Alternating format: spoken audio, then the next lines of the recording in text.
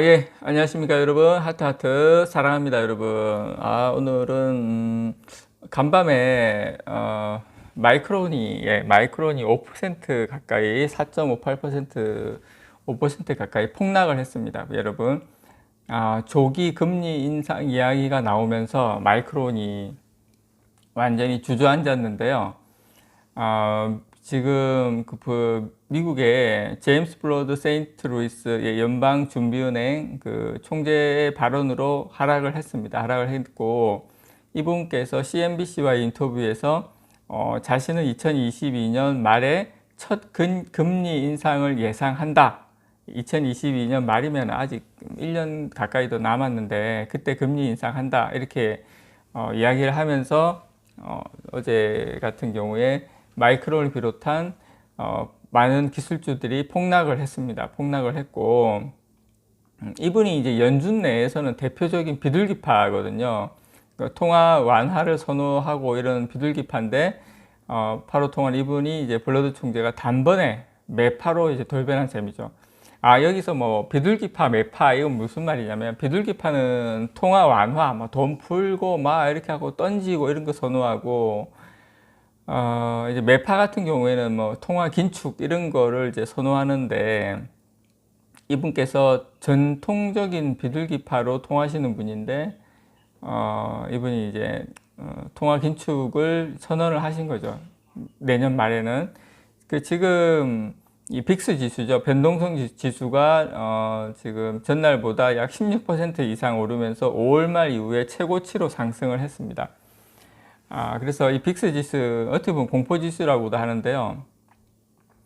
지금 제가 봤을 때는 그래요. 자, 일단 마이크론 보면은, 일봉을 보면 어떻습니까? 5월 10일경에 저점 부근에 와 있죠. 저는 여기서 우리가 이제 봐야 될 것은 뭐냐면, 이게 쌍바닥이 될지 아니면 지하로 더 깨고 내려갈지는 다음 주를 좀 지켜봐야 된다. 저는 다음 주에 더 깨고 내려가면, 그렇다고 해서 이게 지하로 계속 뚫고 가냐? 그거는 아니라고 봐요. 다음 주에 어쩌면은 진 바닥이 될 확률이 저는 높다고 봅니다. 만약에 여러분 이렇게 되면 마이크론이 다음 주에 만약에 여기서 더 지하로 내려가게 되면 삼성전자를 장기로 가지고 가려고 하셨던 분들은 상관이 없지만, 최근에 들어오셨던 분들은 아마 이 흔들림에 많이 흔들리면서 삼성전자가 다음 주에 이제 진바닥을 하고 갈 수 있는, 오히려 저는 기회가 올 수도 있다라고 생각을 합니다. 왜냐하면 모든 사람이 기다리는 상승은 오지 않거든요. 또 모든 사람이 기다리는 하락은 오지 않아요. 계속 가는 거죠. 카카오처럼 갈 때 모두 다 조정 좀 받아라 기다리고 있으니까 안 오죠. 반대로 삼성전자 같은 경우에 모든 사람들이 기다리고 있잖아요. 상승을. 이럴 때는 한번 흔들어주고, 왜냐하면 다 좋다 하니까 메모리 쪽이, 이럴 때는 오히려 안 가는 거예요. 그래서 완전 흔들어주고, 완전히 모든 모든 회의론자들이 가득할 때, 그때 저는 차라리 삼성전자가 갈 수도 있지 않나, 이렇게 생각을 합니다. 어쨌든 다음 주 월요일 날 오전장에 일시적인 급락은 올 수도 있다. 지금 필라델피아 반도체 지수로 봤을 때는 아예 갭으로 내려가거나, 그렇지만 저는 다음 주 초가 오히려 더 바닥이 될 확률이 높다. 여기서 더 지하로 내려가기는 저는 조금 힘들다고 봐요, 개인적으로. 자, 마이크론 주봉 한번 봅시다. 마이크론 주봉. 마이크론 주봉 같은 경우도 이제 주봉 5일선 밑으로 흘러내리면서 사실상 뭐 거의 힘이 없는 모습이죠. 이거는 기술적으로는 완전히 힘이 없는 모습인데, 어쨌든 5월달 초에 그 저점 부근에 와 있는 모습, 여기서 올리면 이제 쌍바닥이 되는 거고, 여기서 흘러내리면 어디까지 갈지 모르죠. 근데 저는 이제 큰 하락은 없다라고 봅니다. 오히려 이렇게 흔들어주고 밑으로 이제 확 하면서 뭐 미수라든지 뭐 신용이라든지 여러 가지 이런 또 이제 확신이 없는 개인 투자자들이라든지 이런 분들을 조금 털고 갈 수도 있는 그림이 되지 않나 이렇게 생각합니다. 그래서 주식이 어려운 거예요. 자, 필라델피아 반도체 지수 주봉인데요. 필라델피아 반도체 지수를 보면 사실은 기술적으로는 상당히 문제가 없어요. 그러니까 우리는 이제 마이크론을 보면 답이 없지만 어디서 답을 찾아야 되냐면 이 필라델피아 반도체 지수 주봉에서 답을 찾아야 된다고 생각합니다. 물론 주봉에서 5일선은 살짝 깼지만 21선이 상승으로 계속 가는 모습이죠. 그래서 이런 차트는 여러분 어떻게 생각하셔야 되냐면 크게 문제없이 여기서 계속 가는 모습, 21선이 이렇게 강하게 상승하는 그림에서는 일시적으로 깰 수 있지만 계속 가는 모습이 될 확률이 장기 추세로 봤을 때는 저는 나쁜 모습은 아니다. 추세는 살아있다. 예, 역시 필라델피아 반도체 지수도 제가 봤을 때 다음 주 주봉이 상당히 중요하다. 예, 이렇게 생각을 합니다. 일봉도 한번 볼까요? 일봉. 예, 일봉은 어떻습니까? 딱 생명선인 21선을 이제 지지받고 있죠.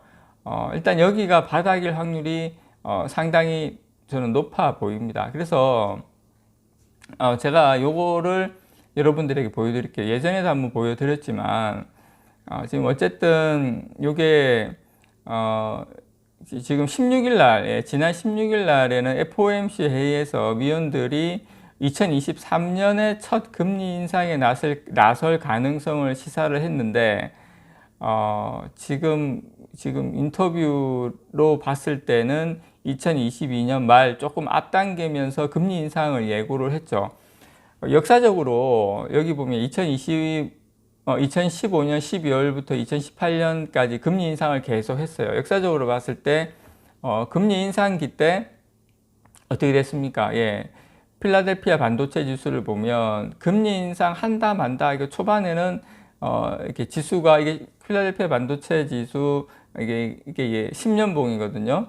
그래서 이게 초기 금리 인상 이야기가 나올 때는 주가가 횡보하지만 막상 금리가 인상하면은 어떻게 필라델피아 반도체 지수 보면 어떻습니까? 예, 주가가 상승했다는 거. 그래서 우리가 이제 금리 인상에 대해서 이런 소식이 나왔을 때 단기 투자자분들은 확실히 이게 힘들어요. 예, 어쩔 수 없이 이게 뭐 큰일 났나 어쩌나 하지만 장기로 우리가 가져갈 때는 아무런 문제가 없다. 그리고 제가 누누이 말씀드리지만 팔자입니다. 팔자. 여러분 저기 카카오가 저렇게 날아갈지 누가 알았겠습니까? 예, 물론 카카오가 지금 좋은 주식이고 이 4차 산업혁명에 뭐 거의 선두에 서 있다는 우리가 알지만 카카오는 날아가고 삼성전자는 안 날아가고 어쩔 수 없어요. 이거 뭐 팔자예요. 이거를 그냥 받아들이고 우리는 주식에서 수익을 내려면 어쩔 수 없이 장기 투자로 가져갈 수밖에 없는 겁니다. 이런 변동성, 이런 거는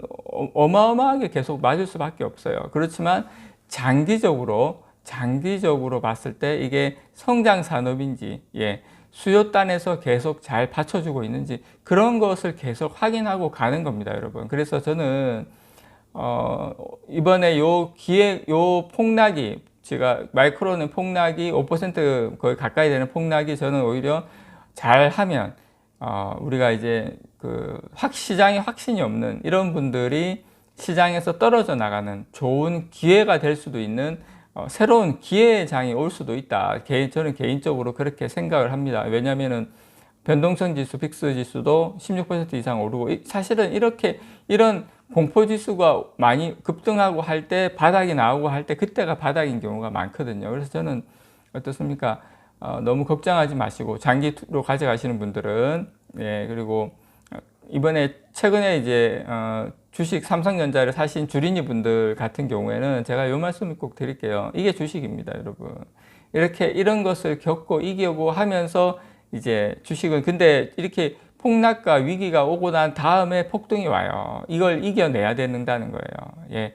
하여튼 오늘 주말 조금 좋은 소식을 제가 전해드려야 되는데, 다음 주 조금 우리가 좀 마음을 단단히 먹고 장을 준비해야 되지 않을까 이렇게 생각을 합니다. 예, 이상 백만장자였습니다. 사랑합니다, 여러분.